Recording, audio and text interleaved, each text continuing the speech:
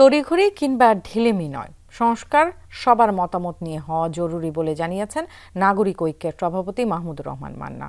দুপুরের রাজধানীর তোপখানা রোডে আয়োজিত সংবাদ সম্মেলনে এই মন্তব্য করেন তিনি। বলেন, ১৩টি সংস্কার কমিশন কাজ করছে, তবে তারা কতটা সংস্কার করবেন ও গতি কেমন হবে সেটাও সরকারকে দেখতে হবে।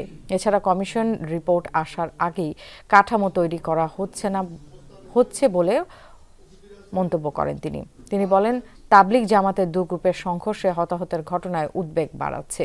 এছাড়া ছাত্র জনতার আন্দোলনে জড়িতদের হত্যার চেষ্টা করা হচ্ছে বলেও মন্তব্য করেন তিনি।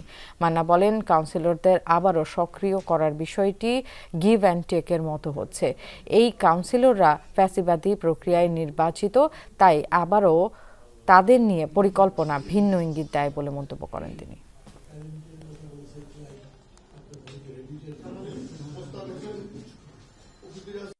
যারা যারা সরকারে আছেন, বিশেষ করে উপদেষ্টাদের মধ্যে অনেকেই ঠিক রাজনীতিতে কখনোই ছিলেন না বলে তাদের কথাবার্তা বলবার সময় কিছু কিছু সময় লাইনের বাইরে কথা হয়েছে, বিভ্রান্তি হয়েছে, কথা এমন বলেছেন যেটা রাজনৈতিক দলের সাথে একটা প্রতিপক্ষ তৈরি করার মতো হয়েছে।